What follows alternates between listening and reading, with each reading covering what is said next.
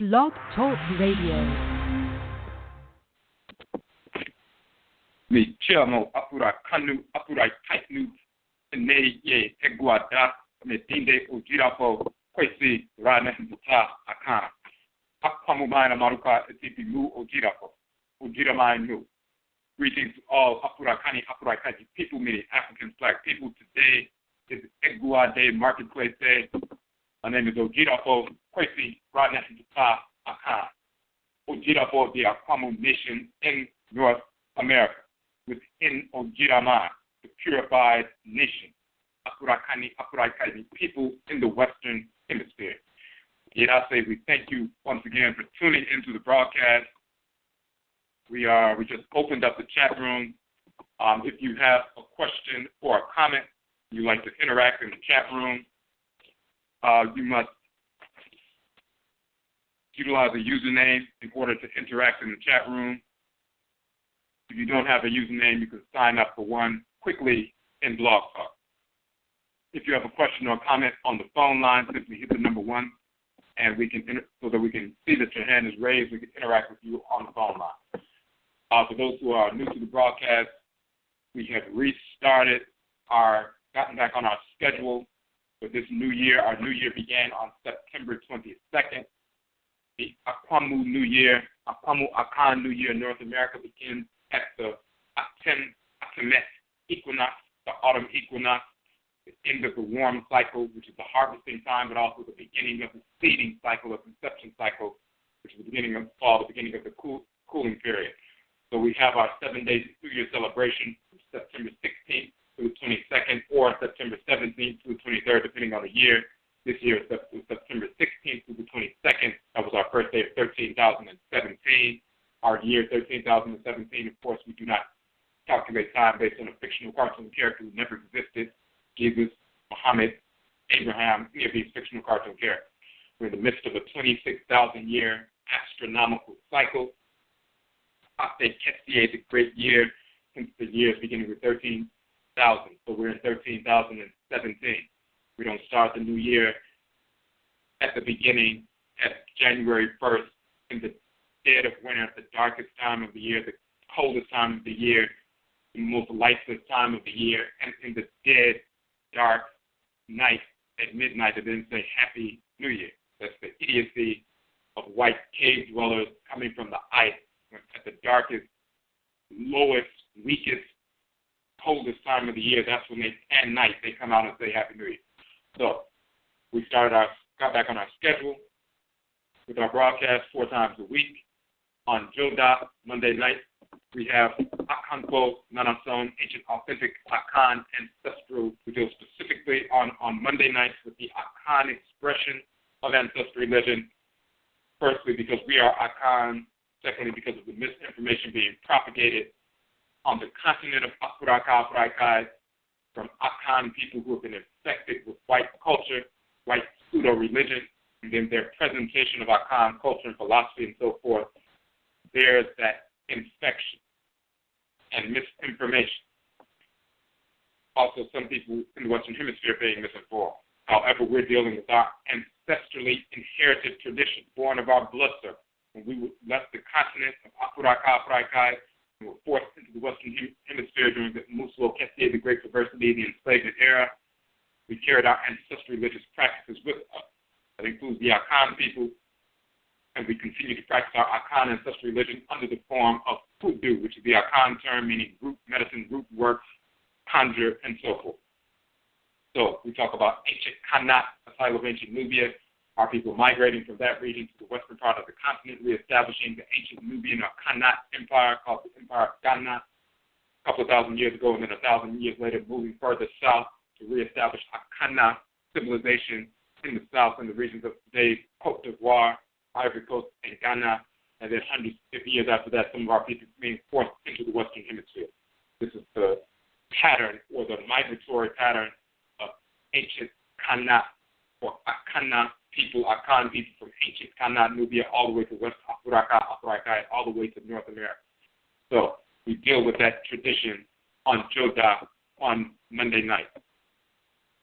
On Abinada Tuesday nights, we have Ojira, purification, and we deal with ancestral religion in general, no matter what expression it takes, whether it's Akan, Yoruba, Ebe Fon, Basa Fula Fang, Masai, Lobi Chokwe, various different traditions, as well as our traditions in the Western Hemisphere that we have maintained.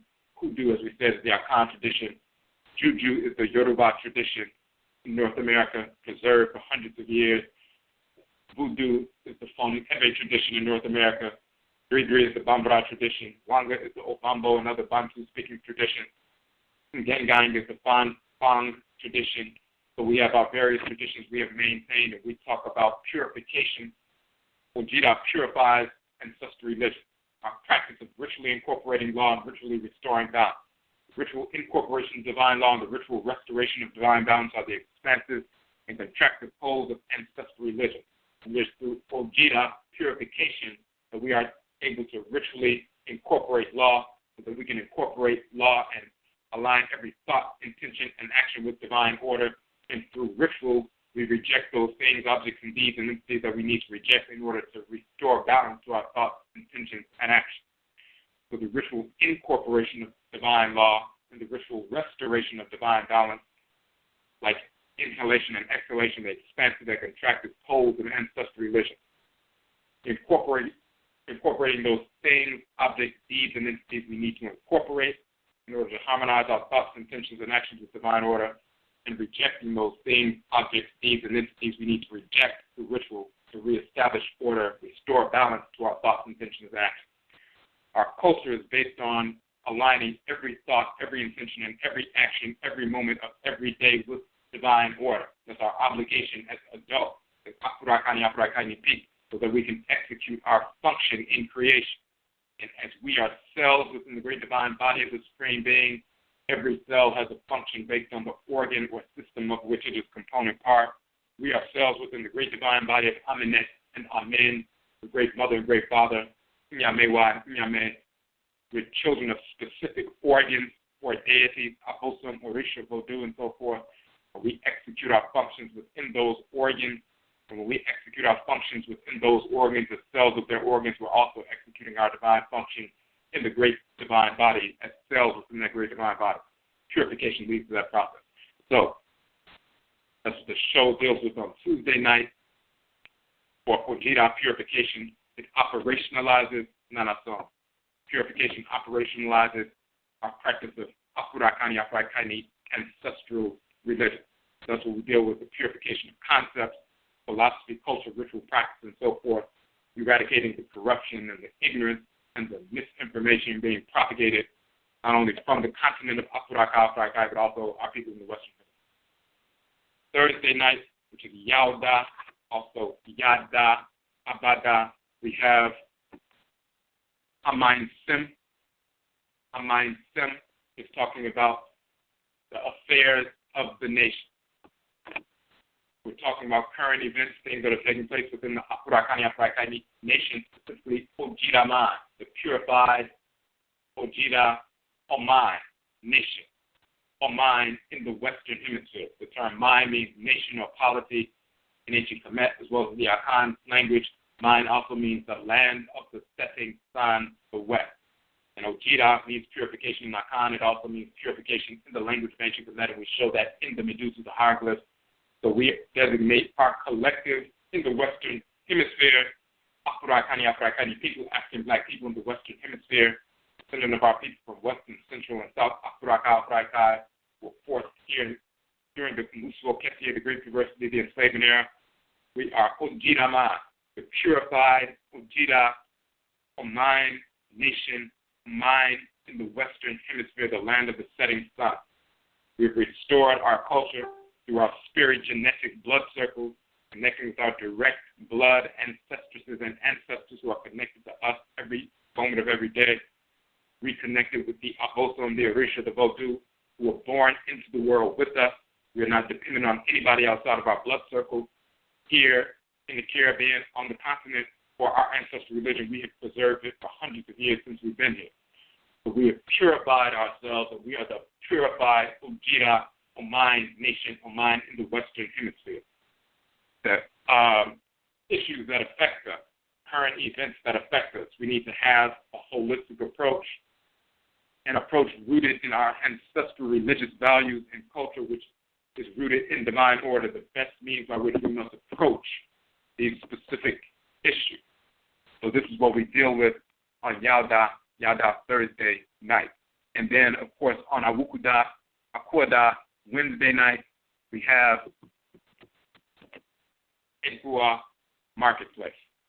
And give me just 1 second. We just want to put this information out. We have to send out a couple of things.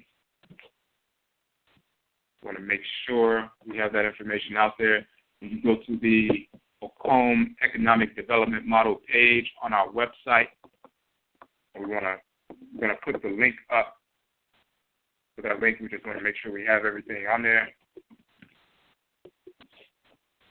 Okay. Give me 1 more second. And for those who came in a little bit later, if you have a question or a comment on the phone line, raise your hand. You hit the number 1.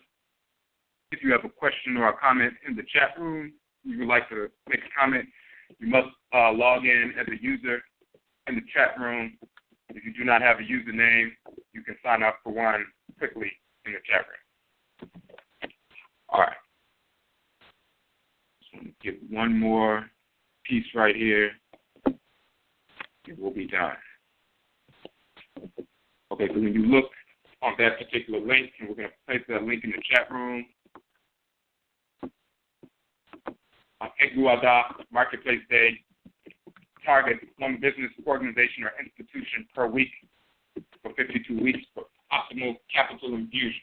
We showcase the business, organization, or institution. Typically on the show, we have shows showcasing businesses, organizations, and institutions, as well as shows dealing with the nature of our approach to economic development. EGUA means marketplace in the Akan language. So we've got a number of individuals come onto the show with us for 2 hours, talk about their business, their organization, their institution, how they are serving the Afurakanu Afuraitkaitnut community, how their ancestral religious values inform their service to the community. So you'll see a list of those businesses, organizations, and institutions on our Okom Economic Development Model page. We published that model, the Okom Economic Development Model. It is a model of economic development rooted in our ancestral religious values. You can download that model for free, of course, and we did some broadcasts dissecting that model. Part of that process is the strategy we use, which is called Starve the Beast and Feed the Pride. So we target one business, organization, or institution on a weekly basis. Every week, we make an assessment regarding the money we would have potentially wasted with the whites and their offspring, and then we starve the beast and feed the pride. We reallocate those funds away from that white business, the white beast, and direct them to the business, organization, or institution of the week. When you reallocate the funds you would have wasted, $10 or $15 with a white business, and then you reallocate them to a black business, whether you went to Starbucks, you went to Walmart or something, reallocate them to the black business, that's an infusion of $10 or $15.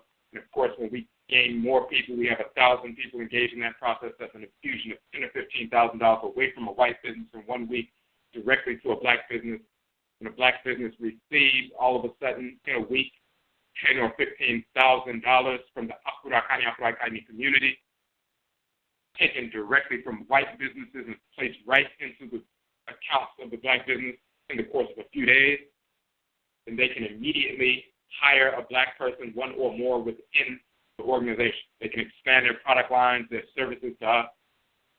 They can serve us at a greater capacity, employ our people, and so forth, which is all a win-win situation. If we don't engage that process, then, of course, we leave the $10,000 or $15,000 in the hands of our enemies, and they empower themselves and their families, and we finance our own oppression in the process. So we must starve the beast and feed the pride on a weekly basis. So when you look on the Okom Economic Development Model page, you'll see a list of businesses, organizations, and institutions, their interviews that they did with us, links to their website, and then the business of the week. Because we are coming up this weekend with the Hoodoo Nation Festival that we are hosting, our second annual Hoodoo Nation Festival, October 16th, which is Sunday, Abusida Sunday from 11 a.m. to 7 p.m. here in Washington, D.C. It's a free event, and it's open to Afuraitkaitnut people only. You can register on the Hoodoo Mayn, Hoodoo Nation page on Facebook, as well as our Odwiraman site. We'll put the link in the chat room right now. Okay. So, we just put that up there. All right. So that's the business. It's actually the institution of the week. This is one of our 3 annual conferences. We have Hoodoo Mayn in October, in mid-October. This is our 2nd annual. We have around the spring equinox, we have Etifi, ancestral religious reversion. We're dealing with our different ancestral religious traditions in Odwiraman, inclusive of Hoodoo, Odoo, Juju, Ridri, the various different traditions we have maintained in our blood circles. Here we have that conference, and then around the summer solstice, we have Odwiraman Afashe. We're talking about Amaniye nationism, the purification of nationalism, talking about nation building, the components of nation building, how we all have a different role in that process, rooted in our ancestral religious values, and therefore it's a holistic approach. And therefore, we're talking about nationism, the purification of nationalism. So we have our 3 yearly conferences. This is the first one of 13,017. So all Afuraitkaitnut people are invited to this conference, this festival. We will have presenters dealing with different aspects of the tradition. We will be presenting on restoring Akan identity, showing that the Hoodoo religion is the Akan religion in North America, and the various aspects of the ritual tradition, cosmology, philosophy, naming practices, priesthood, and so forth, the nature of the deities in the Hoodoo tradition, nature of the Nsamanfo, the ancestresses and ancestors in the Hoodoo tradition, all these various things. We'll also have Ama Asase Ajay of Asase Hills. She will be talking about her approach to extracting medicine from plant life and mineral life, guided by her Nanano Nsamanfo, spiritually cultivated ancestresses and ancestors, and the Abosom, the forces of nature who are connected to our blood circle. They show her exactly what plant life, mineral life to extract properties from in a proper combination. She creates tinctures to heal our people of various ailments. This is not going to school and getting a certification, but learning directly from plant life, mineral life, and learning from the Nsamanfo, the best means by which to create these tinctures, and she's been healing people for years. And that's what Asase Heals is about. You can purchase her tinctures. Go to the Hoodoo Mayn website. You'll see the link to her business, Asase Heals. You'll see the list of the various tinctures as well as the sacred dolls that she fashioned, a number of different things she had. So she'll be talking about that ritual process, talking about that root medicine process. And then we have Afia Asase Gretuo. She'll be talking about the nature of Aakhuamuman, talismans, amulets. They are impregnated and guided by the Abosom and Nanano Nsamanfo, impregnated with Tumi, divine power, so it can be utilized to great effect for protection, for healing, for defense against our enemies. So she'll be going through that process, and as part of her business, Enchanted Pharmacy, where she fashions those specific talismans, amulets, and so forth, and a number of other products engaged in healing practice. So we'll be presenting these different presentations throughout the day. We will also have our EGUA marketplace that you can shop with our vendors all day long, from 11 a.m. to 7 p.m. Natural foods, raw food, vegan food, also organic art, ancestrally inspired art, jewelry, clothing, books, natural hair and body and bath products and so forth, handmade and so forth. So a number of different products that we will have with our vendors. You can shop with the vendors all day long. Festival will be taking place once again this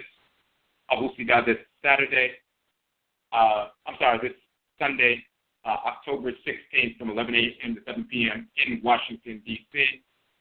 Please share the information, and once again, registration is required. Registration is free, and you simply go to our Facebook event notification to register to indicate you're coming. Or you can also go to our Odwiraman Purified Nation network that we just reestablished on the Spruce platform. It's a separate social media network. You can join that. It's similar to Facebook, but it's separate, a separate network that we have outside of these platforms. Of course, you know that Facebook will block you if you post too much black information. They'll stop you from sending out emails, or stop you from posting it, or put you in Facebook jail for a day or two or a month or whatever it is. So we need to have our own separate platforms so we can talk about what we need to talk about with people of like mind. So this is why we established that network. We used to have the Ning network on the Ning platform. They've been having a number of different problems with service outages, so many people shifted over to other platforms and purchased other sites, and we've done the same thing. And we just did that this past weekend. So the Odwiraman.spruce.com, we just put that link in the chat room. You also see it on the front page of our site and on our Facebook page. All right. And before we get started, one announcement. We do have a couple of spaces left for vending because of a couple of cancellations, last-minute cancellations for people who have emergency family issues. So there are a couple of tables left. If you would like to vend, the two tables we have left, first come, first serve. We provide a 6-foot table and 2 chairs. The vending fee is $30 for the entire day. So if you would like to vend, simply go to the Hoodoo Mayn Hoodoo Nation Festival page on our website. You see the vendor's registration application. You can download that. You can make the payment right there on the page, and then we can set aside that table for you. We're talking about products or services that are in some way related to ancestral religion, ancestral culture, ancestral religious values, ancestral cultural values. So that's what we're dealing with. Also, today is the last day for those who would like to place an ad in the book. We're going to be publishing the book, the Hoodoo Mayn Hoodoo Nation Journal, giving that book away for free to everyone who comes to the event. So, of course, the event is free. Everybody gets a free book. We did that at our last conference. All of our conferences and every event we do around the country, they're always free admission, always. We stipulate that. And we always give away a free copy of one of our books to everyone who comes out. So we're going to do that again this conference, of course. That book will have articles on the Hoodoo tradition. All the vendors will be listed. If you want to place an ad for your business, organization, or institution, even if you're not vending, if you just have a business, any business is serving the community, you can place an ad. You can go to the Hoodoo Mayn page to make the payment for that and send us an email with the JPEG file. Today is the last day for that because we need to start printing the book, finish the formatting, and print, so we'll have the books ready. So a quarter-page ad is $25, half-page ad is $35, full-page is $50. You can do that directly on the Hoodoo Mayn page. Even if you want to just take out a personal ad to support the work we are doing, you can do that as well because that will assist us with helping to cover the travel expenses of presenters coming from out of state and the giveaway of the free book. So if you support that work we're doing, that's a way to support the work we're doing. Or we also have our institution. If you'd like to support what we're doing, you can make a donation at our Akan donation button right there on the Hoodoo Mayn page as well. All right, so we're talking about tonight that HEB, the term HEB means festival in ancient Kamit. We're talking about the HEB festival in relationship to the Hoodoo Mayn Hoodoo Nation. We've been having festivals for thousands of years. So we want to show the relationship between what we are doing now and it's a continuation of what we have always done. It's an organic process for us to come together collectively, function together collectively, just like the different cells within an organ or gland come together and function together interdependently, collectively, for the good of the entire body and all the other cells in the body. This is the purpose of this organic collective coming together to work together in a harmonious fashion. This is what a festival or a HEB is. So first, what we want to do is we're going to read a section from a text from ancient Kamit, from the Udunu and Heru, so-called Book of the Dead, Misnomer Book of the Dead. This particular one from the chef or papyrus of Ani, and what we're going to get into is chapter 17, or plate 17. No, chapter 17 and be plate 7. That's what it is. Chapter 17, plate 7. And first it's talking about some cosmology, and then we'll get into the specific relevance of specific passages within the cosmology. So if you're looking at chapter 17, plate 7, Papyrus of Ani, the Sheftu of Ani.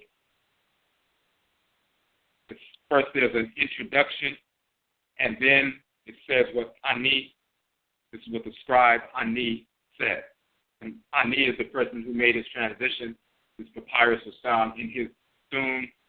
So it's addressing him by name, but it's talking about what he would say, what his prayers, his invocations, and so forth, as he's invoking the divinities. So it says Ani, the scribe Ani, after he arrived in port, meaning he made his transition, he died. He arrived in port. In ancient Kamit, a euphemism for someone dying is they arrived in port like a ship that was out to sea, and then it finally comes home, and it arrives in the port, in the little quote-unquote parking space of the port for the boat. Once it arrives in port, then it is bound or moored, tied to a mooring post so that it doesn't float out in the water, and then the inhabitants disembark from the vessel. When we make our transition, the body and spirit separates from the body. The body arrives in port, or is placed in a grave, in a port, quote unquote, and tied or fastened or buried in that port. The spirit, the inhabitants, then disembark from the vessel, disembarks from the quote unquote ship or the boat. So the euphemism in ancient Kamit, to arrive in port, means the person has made their transition. When it says Ani, after he has arrived in port, being Aku, an illuminated one, an illuminated ancestor, one who lives in harmony with order, what has been done upon earth becomes all the words of the deity Atum. Then he makes the statement, and Atum is speaking in relationship to what the divinity Ani is saying.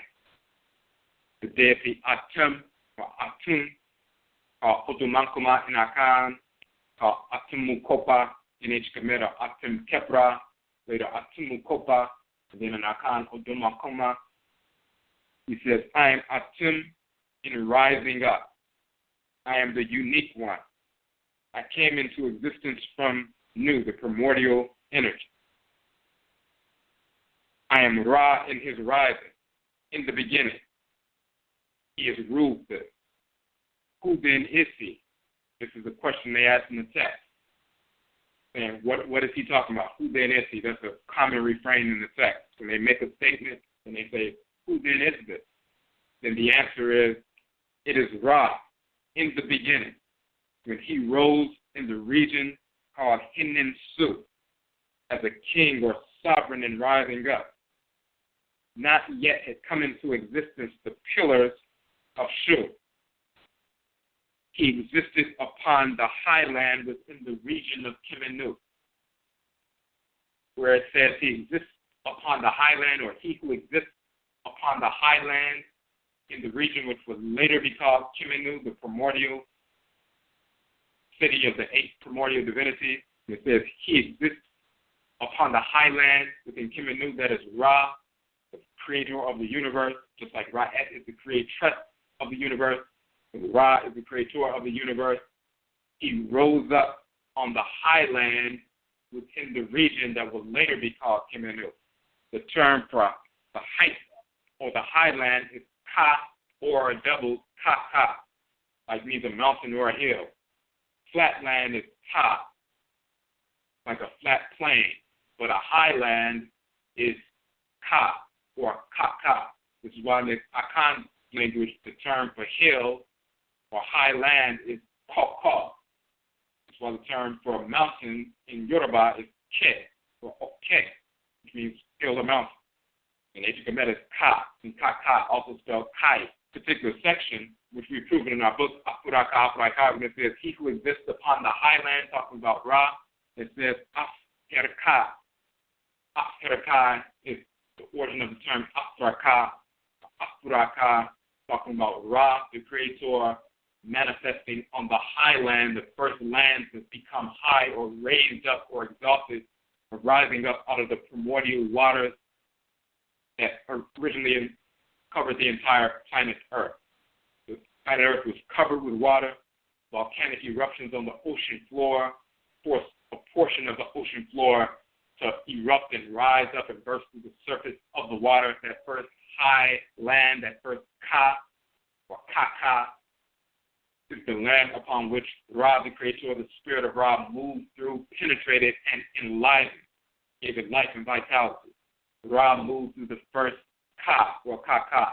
It was the energy, explosive power of Ra and Ra'et, the expansive and attractive power of Ra and Ra'et, the creator and creatress, which caused the eruptions, or volcanic eruptions, on the ocean floor, the primordial land on the ocean floor.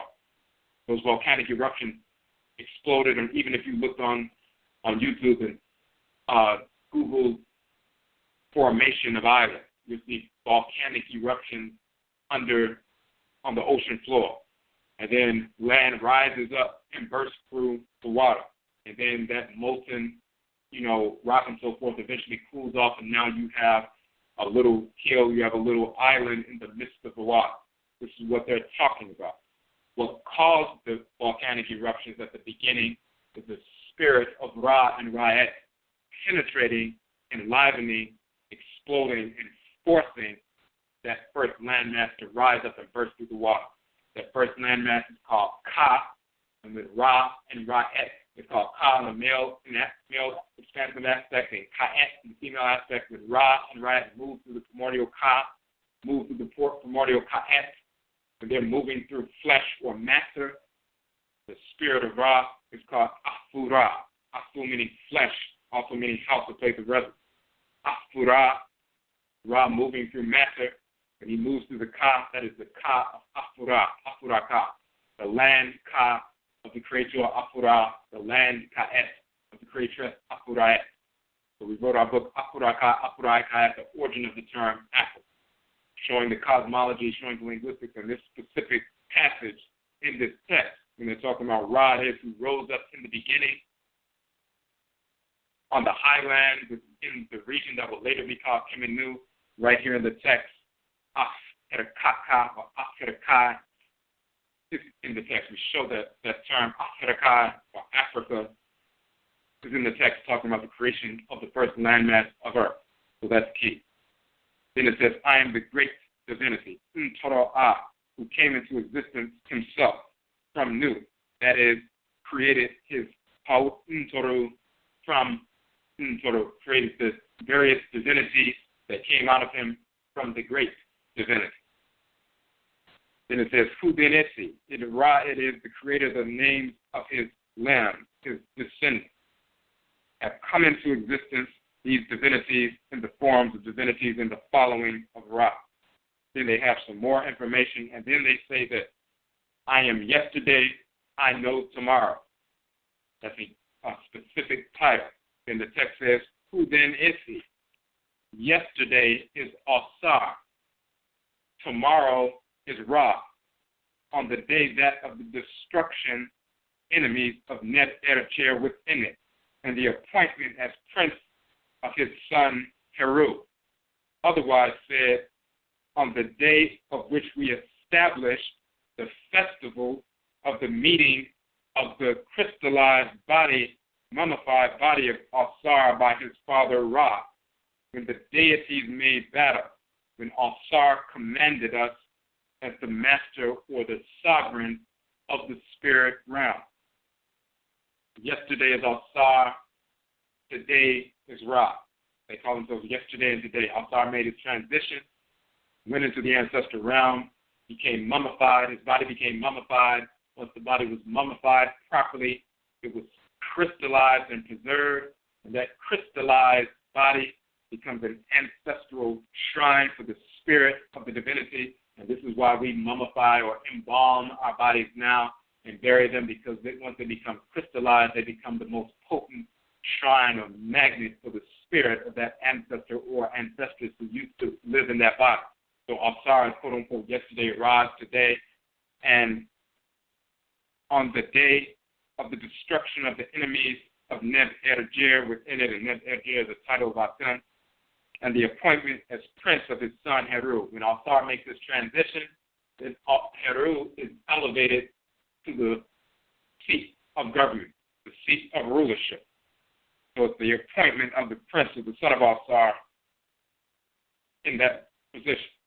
Then it says, otherwise says, that day upon which we established the festival of the meeting of the crystallized body of Asar by his father Ra, when the deities made battle, when Asar commanded the spirit realm.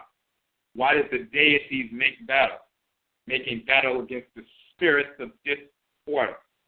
So they established a fest dealing with the destruction of the enemy, because the first portion says, on the day that of the destruction of his enemies of Neb Erjir within it, and the appointment of his prince, or as prince, the son Heru.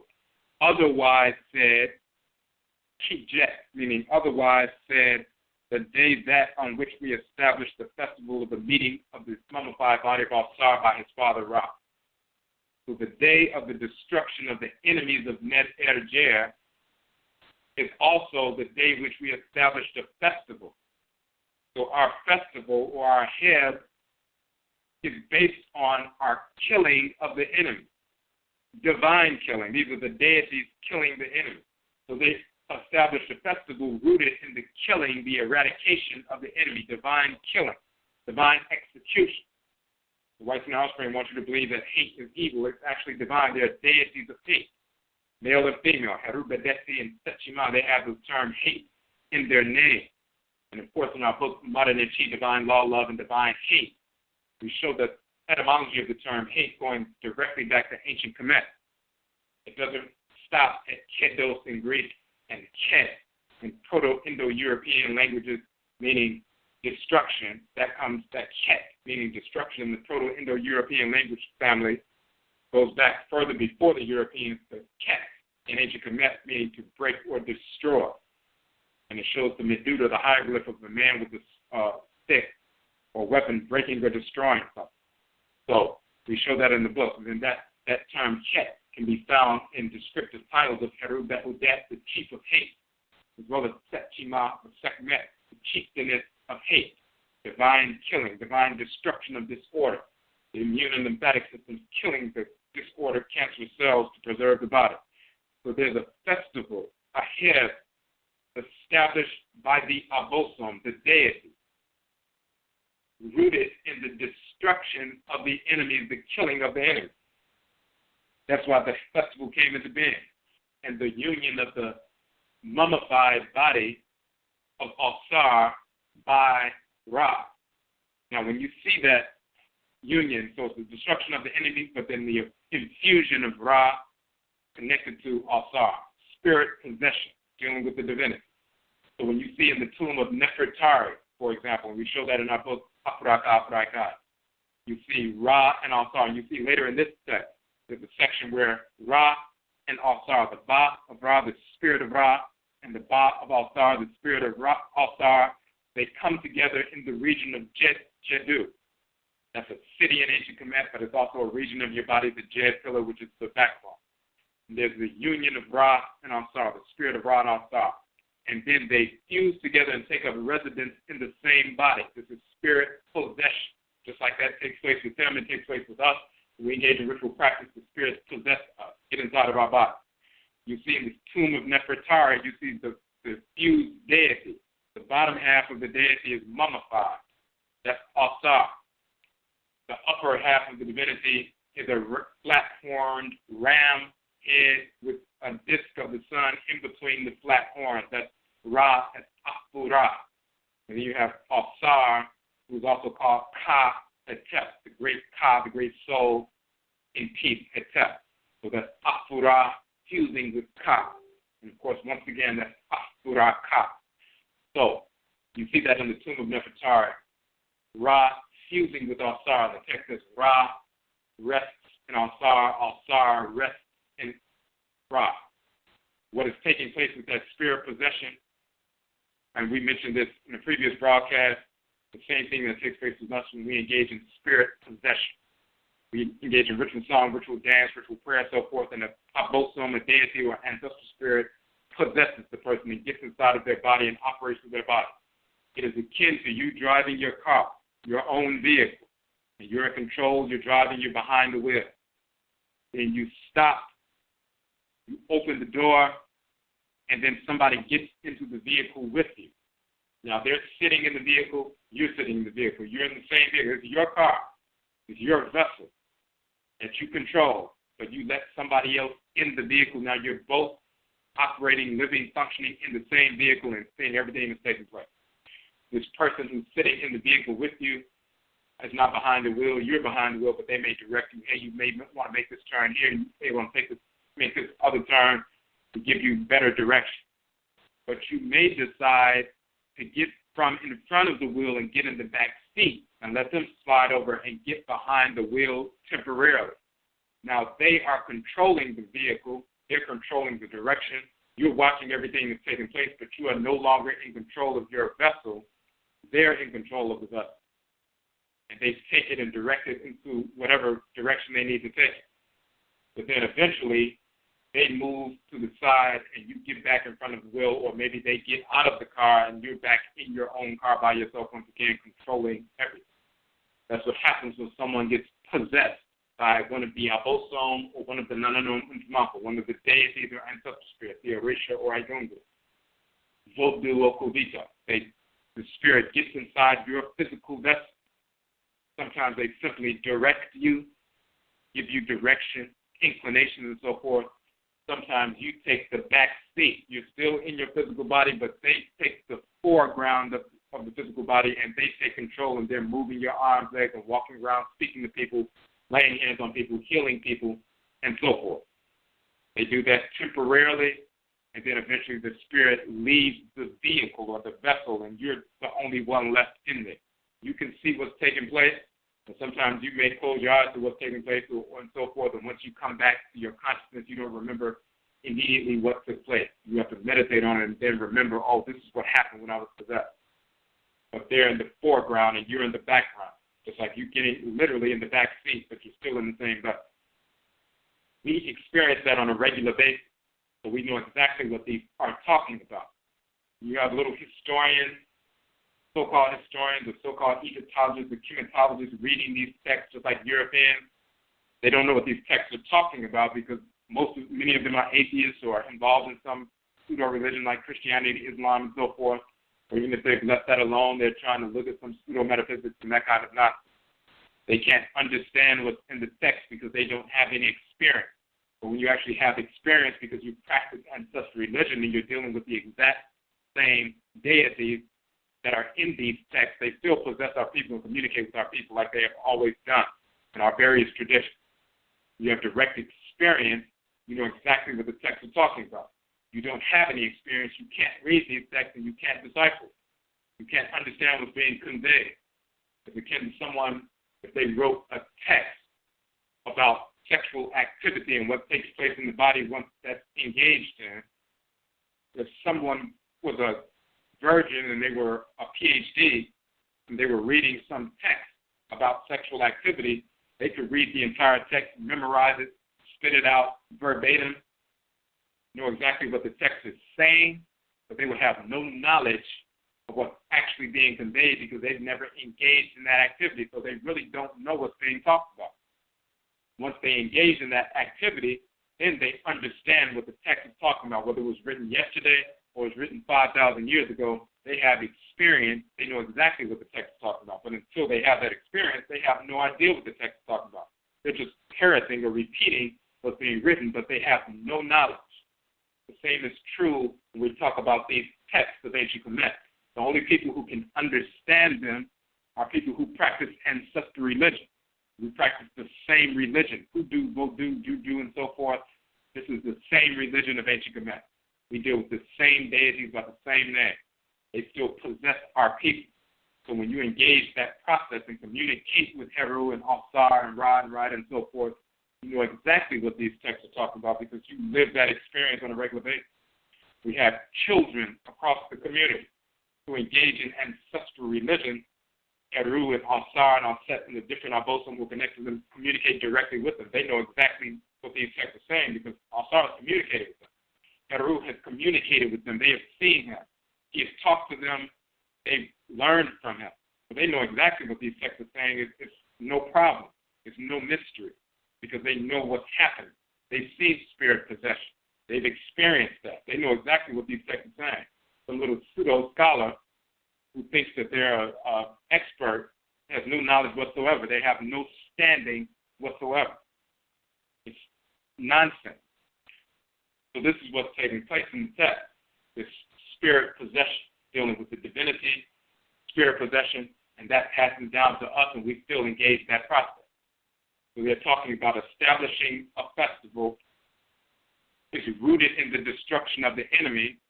That destruction of the enemy is rooted in the possession of Ra and Ansar when Ansar made his transition, the enlivening of the crystallized or mummified body of Ansar, the resurrection of Ansar, so to speak. When we become crystallized to a certain extent, we need Ra and Ra'et, the creator and creatress, to come and enliven us. We need to realign with them ritually through spirit possession, spirit communication. They quote-unquote resurrect us, knock us out of that coma so we can get back in harmony with divine order. When we engage in ritual, go to a shrine, pour libation, invoke the Abosom, they come and possess, they infuse us with energy so we can correct ourselves, we recalibrate ourselves and get back on track with divine order. This is what's taking place. This is why we engage in this process. So this spirit possession that they're talking about is talking about the establishment of a festival for the destruction of the enemies. Why do we engage in spirit possession, spirit communication? So that we can realign ourselves, we can repel disorder.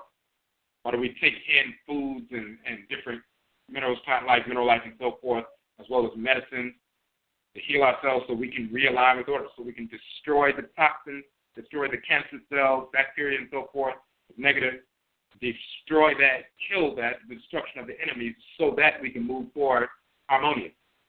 Why do we pull in the energy, the fuel, the medicine, the spiritual energy of the divinity or an ancestral spirit so they can get inside, clean us out, realign us. We can realign ourselves in relationship to them, repel disordered thoughts, intentions, actions, emanations, individuals, entities, events, and so forth, so we can get back in harmony with divine order. So that festival, that HEB that they're talking about, that festival, rooted in the destruction of the enemy, the battle of the Toru, the deities, when the gods went to battle, the goddesses went to battle, as it says in the text.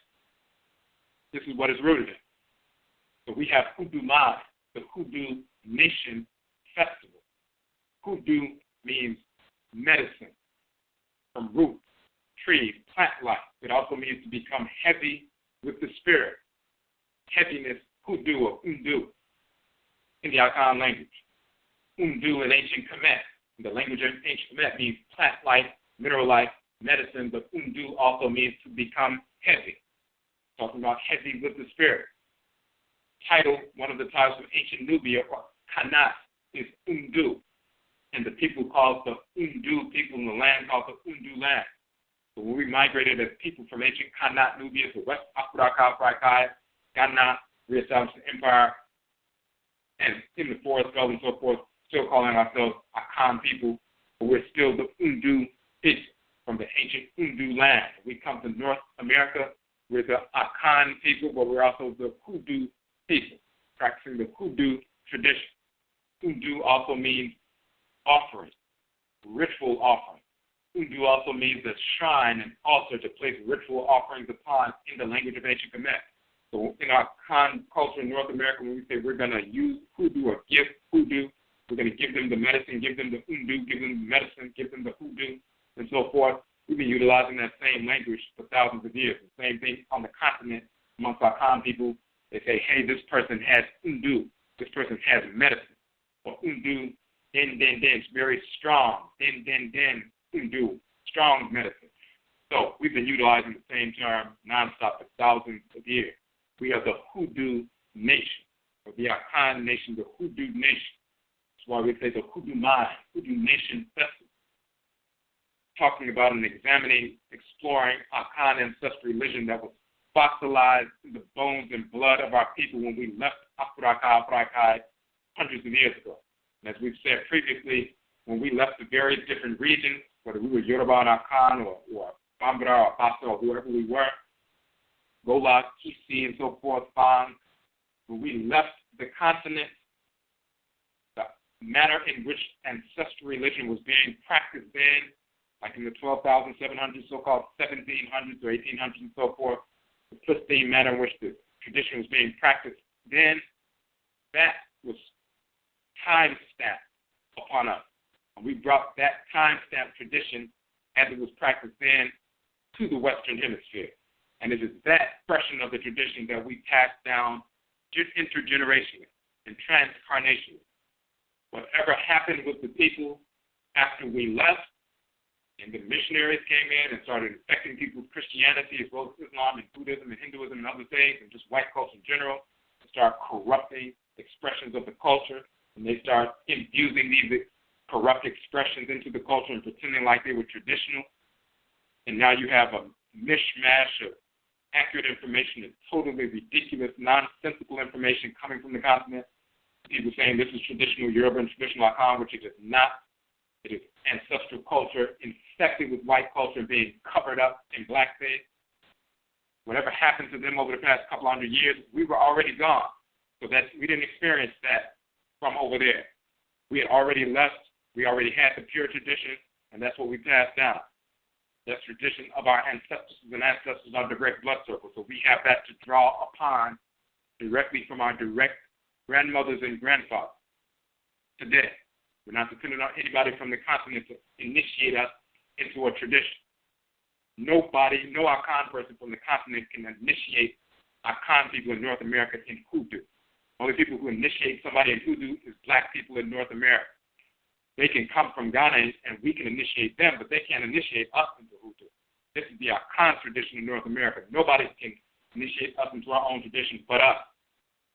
And the same thing with the Juju, which is the Yoruba tradition in North America. A Yoruba from Nigeria cannot come to North America and initiate a Yoruba person in North America to Juju.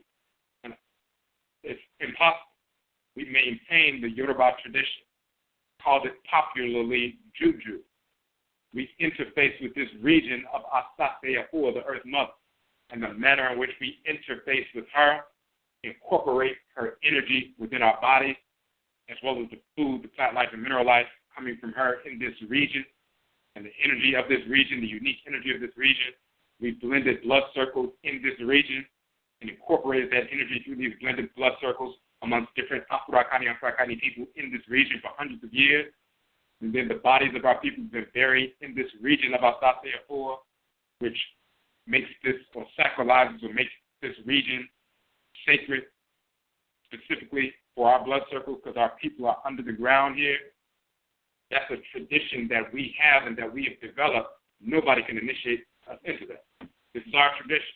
It is our expression of the Yoruba tradition, our expression of the Akan tradition, and so forth.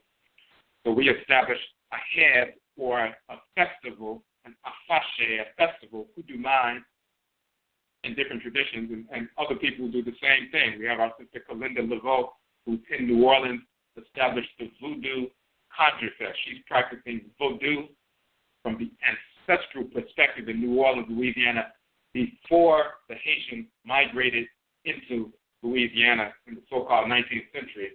Voodoo was already in Louisiana. It had nothing to do with Haitians migrating up there. Voodoo has been in North America ever since we set foot in North America because it came with us in our blood circle. So she's practicing the voodoo that was passed down ancestrally for hundreds of years through her blood circle. She reestablished that Voodoo Conjure Fest, which is coming up at the end of this month, the last weekend of October in New Orleans. She's established that Voodoo Conjure Fest to reestablish a real festival. Just as we're doing the HOODOO MAYN, Hoodoo Nation Festival, reestablishing our Akan ancestral religion in North America. So we established these festivals, and others will do the same thing. So we're from different traditions, whether it's Gullah, and Kwesi, or Juju, or Wanga, whatever it is. So we established these festivals to replenish ourselves and become fully grounded in the tradition that is born of our blood circle, recognizing our Aakhuamuman, our self-knowledge, self-awareness of our locative identity. Locative identity meaning we have come into this region of Asase-Fu. We're not talking about the politics of the area or the polity that we live in, but the specific region, the western region, the land of the setting sun, Oman, Odwiraman, the purified nation, but the land of the setting sun. The western region, extreme west of Afuraitkaitnut, this western region of Asase-Fu, the fertile earth mother. So we're in this region. The energy is slightly different. We incorporate that. We eat the foods from this region, incorporate that into our bodies. We're operating on a slightly different frequency. Of course, we bury our deceased in this region of the Earth Mother. We have a relationship with them. In relationship to this region of the Earth Mother, the nature of the divinities, how they manifest in this region of the Earth Mother is slightly different, although they're the same divinities and so forth. But we incorporate those differences and acknowledge those differences. We have certain dietary taboos and social that are slightly different. There are foods here that exist that don't exist on the continent. We've incorporated those into our blood circle. So there are different things that we need to do with the taboos that we have that people who don't eat those kind of foods, they don't have those taboos. So we have our own culture. We have our own expression of ancient ancestral religion, just like every other Afuraitkaitnut people have. Even for those of our people who are in western central Afuraitkaitnut, they haven't been there all along. We migrated there from ancient Khanit and Kamit, migrated to the western part. So that was a new region for us to take up residence in. We hadn't been there for thousands of years. Sahara Desert became a desert thousands of years ago. It used to be a fertile region. There were times when we were living across the west and central Afuraitkaitnut during the fertile period. Thousands of years later, it dried up into a desert. We migrated to the riverine areas. Then eventually some of our people migrated back to West Afuraitkaitnut thousands of years later. So this is a new region we're getting back to. So they haven't been there all along. So this is not the first time we've separated from a region that we were living thousands of miles away and had to reestablish ourselves. We've done that all over the continent, migrating from the Atifi Valley, migrating to west, central, south, north Africa, east, and so forth, migrating to north, central, South America before the White Mineral Spring existed, building pyramids over here and so forth. We've migrated to different areas. We've established a locative identity, and we've ritualized that awareness of our locative identity through HEB, through festivals. So when you look at the term HEB in the Medusa and the hieroglyphs, what you will find is that the symbol and the symbol that we use for the show, the image that we use for the show. We have on the left-hand side, we have some sisters who are musicians from ancient Kamit, released from ancient Kamit. They're engaged in that ritual practice, ritual music, and so forth. In the middle, we have the symbol for our HOODOO MAYN Hoodoo Nation Festival. We have the mountain. We have the blood cells, red blood cells, talking about our blood circles and so forth. We have an image of Nana Abina Aramisa, which is Harriet Tubman. We have an image of Nana Kwame Afrani, which is George Washington Carver. Of course, he was a great hoodoo man. Abina Aramisa, Harriet Tubman, she was Akan. She was a healeress, but she was also a divine killer, basically. She not only freed our people from enslavement, but most people don't know she led a regiment, the first female to lead a regiment during the Civil War, armed regiment, to go and rescue over 700 black people from enslavement. So, warriorette. So the image of them, and then we have the image of the two Dabi, the two ravens, which is a sacred EGUA animal totem for us, but it's very important and poignant because those two ravens are actually pictures of two ravens who nested in D.C. last year, right around the time of the Hoodoo Mayn Festival last year, our first annual Hoodoo Mayn Festival.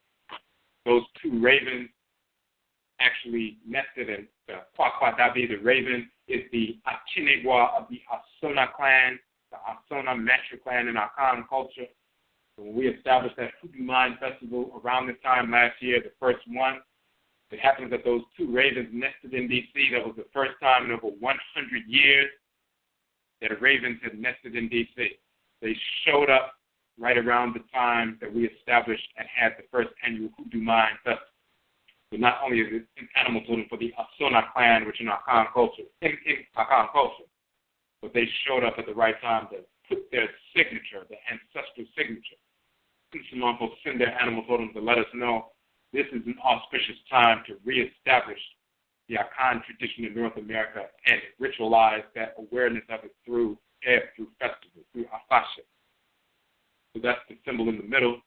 And then we have on the third symbol is a medut, symbol of the medut for HEB, which is a pavilion, like a tent, a pavilion with a vessel. That's why the term HEB means a feast or a festival. To keep a feast, it also means to triumph. Why would HEB means to triumph? If you have a feast or a festival, a celebration, you've overcome obstacles, you've realigned yourself, that's a triumph. So that's why there's a relationship between festival and triumph. And when we read that text, it talked about establishing a festival representing the destruction of the enemies when the deities went to battle, and also the union of Ra and Asar. And, of course, the resurrection of Asar and the elevation of Heru as sovereign after the defeat of Set and so forth. So that's a festival, also has to do with triumph. It also means represents offerings, because of festivals, not only do you eat, of course, but you give ritual offerings to the Abosom, the deities, not only for the spiritually cultivated ancestors and masters. And then, of course, the specific piece, when you look at that structure, it's a pavilion. It's like a quote unquote tent, like an outside tent. If you're having a festival and people have tents and have, vending and things like that, that tent or that pavilion, that's the overarching piece. And then the vessel at the bottom, the nab or the vessel at the bottom upholding the pavilion, that's the container of that process, the container of the function, the container of the activity. And of course, that's all like the lower half of the calabash and the upper half of the calabash of the universe. These are the two halves of the calabash, the lower half of the circle and the upper half of the circle. It is what is contained or contains, it carries. It's also a symbol for the great Khan kayak.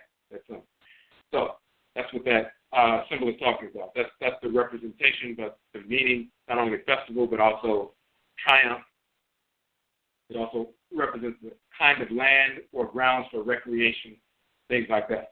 So we establish a HEB and a time period to take time out ritually to realign ourselves, replenish our knowledge, replenish our awareness, go into the spirit realm, extract what we need from the spirit realm so that we can empower ourselves, cleanse ourselves, and move forward after that in a collective, harmoniously, so that we can continue to execute our function in creation individually and collectively without being hindered by negative thoughts, intentions, actions, ideas, events, and so forth, inclinations and so forth. We cleanse ourselves from that so we can execute our function, so we can play our part, our component part within the Amaniye or nationism process.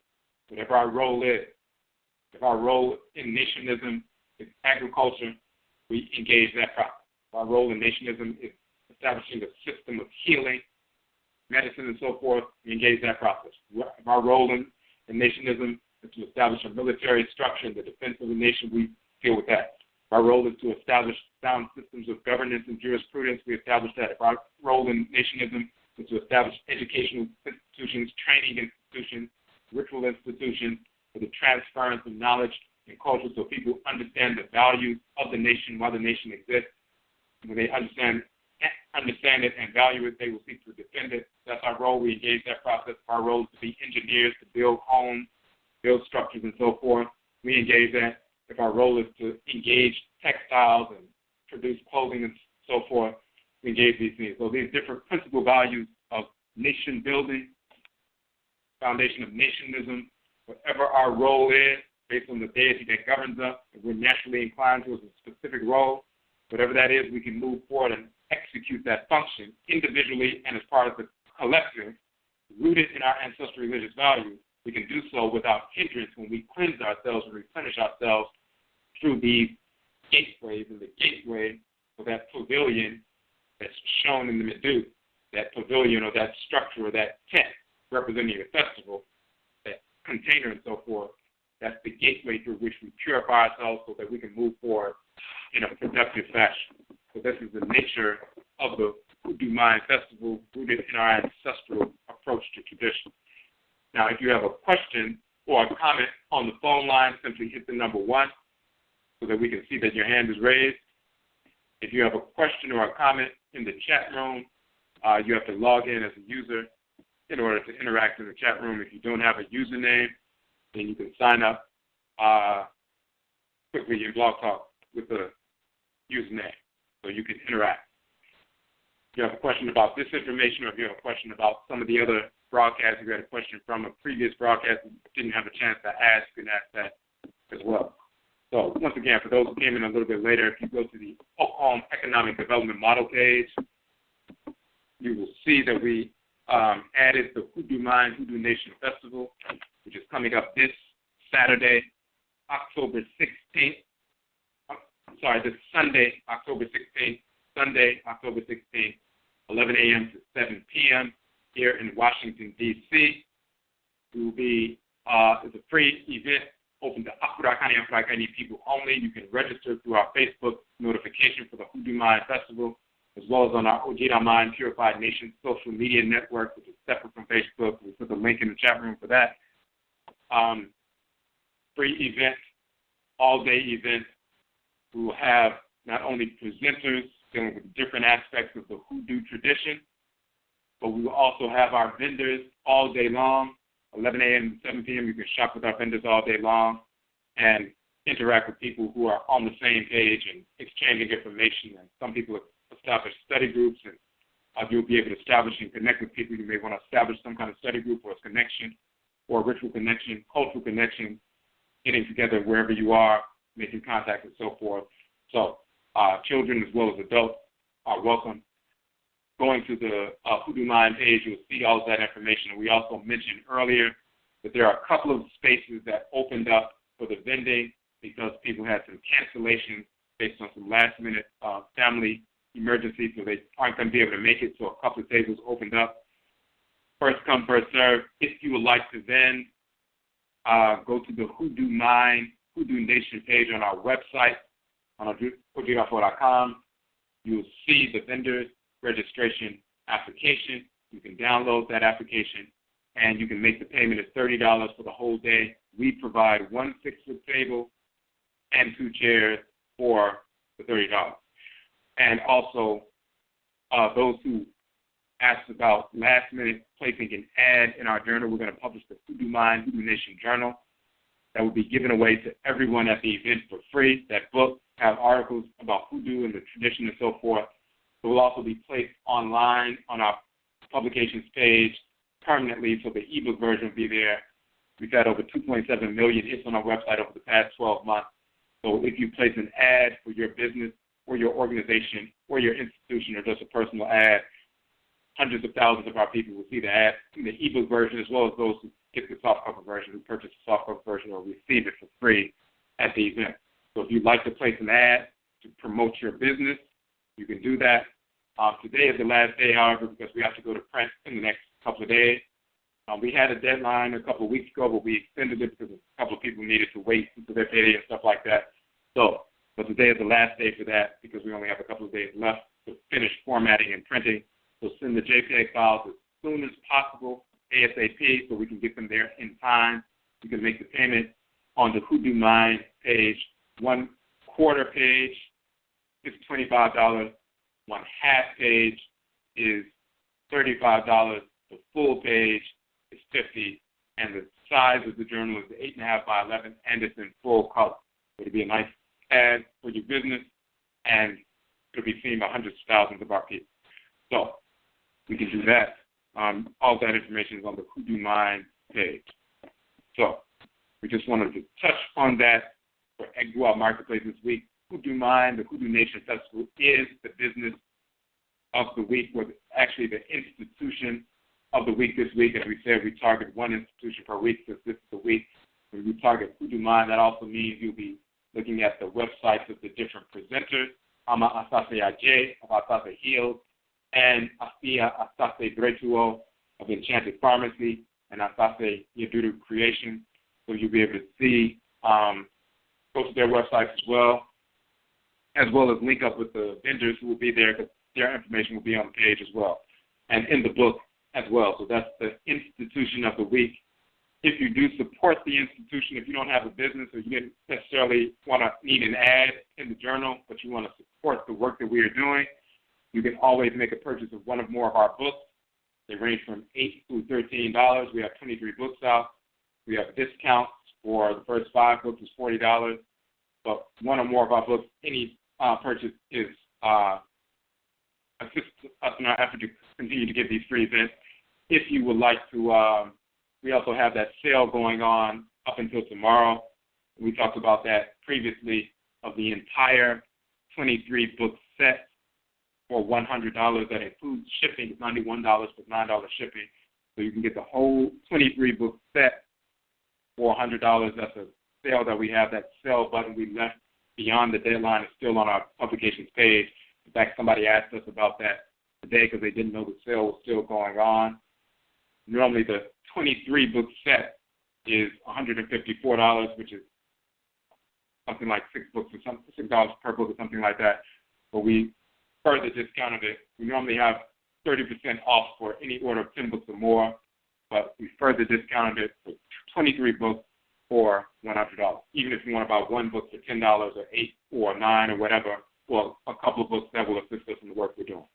So we don't have any questions in the chat room or on phone line. So we'd like to say, Yedase, we thank you for tuning in to the broadcast. If you have any questions or comments, you can always email us on our regular email address or via Facebook or Twitter. Hit us up on Instagram. We're Odwirafo on these different platforms, or on our new Odwiraman platform on the Spruce Network. We place that in the chat room and on our Facebook page. Any of those questions that you weren't able to get answered, simply send us an email and we'll direct you to give you the information you need. So again, Yedase, we thank you for tuning into the broadcast, and we will meet again. That's it.